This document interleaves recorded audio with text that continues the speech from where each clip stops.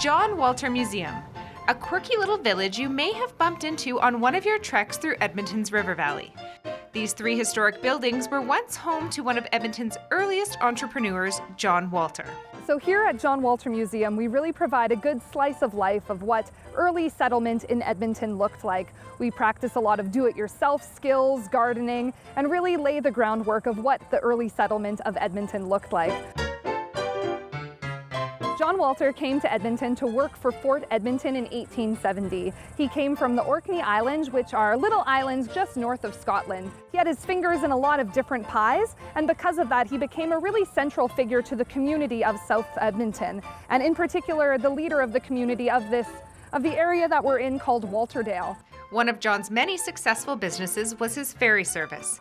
At the time, it was the only way to cross the North Saskatchewan River. It was 25 cents to get across the river, and I like that it was 3 cents for every additional sheep, hog, calf, or colt that you had. Visiting the John Walter Museum, you get a glimpse into all 3 of John Walter's early homesteads. We have his first house that was built in 1875, and it's one of the first permanent residences in Alberta. And we also have his 1886 homestead and his 1901 mansion. So the house was finished in 1901, and when the high-level bridge was completed in 1913, it went right beside the house, and it said that whenever the streetcar went over, all of the plates in Annie's house would shake. Here we have a family photo kind of around this time. So sitting on John's lap, we have his first son, John Jr., then his wife, Annie, who came from England, and their youngest son, Stanley Walter. John Walter's success was impeded when all of his businesses were wiped out by the Great Flood of 1915. So in this photo, we're kind of on the high-level bridge looking out across Walterdale. So you'll see the Walterdale Bridge back there, the water much higher than it is today.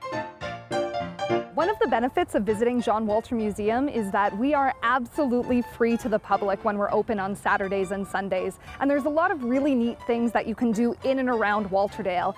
We're connected to lots of beautiful River Valley trails along the North Saskatchewan River. There's the Queen Elizabeth Outdoor Pool and the Grizzly Bear Lodge Playground, which is probably the best playground in all of Edmonton. We have birthday party programs, school programs, group programs, day camps. And you can always come down and visit the museum on Sundays from 1 until 4, and that's all through March through to September.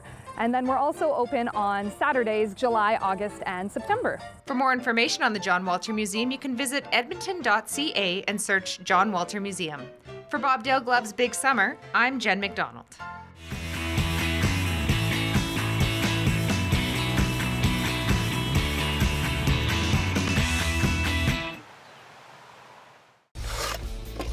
Bobdale Gloves, built for construction,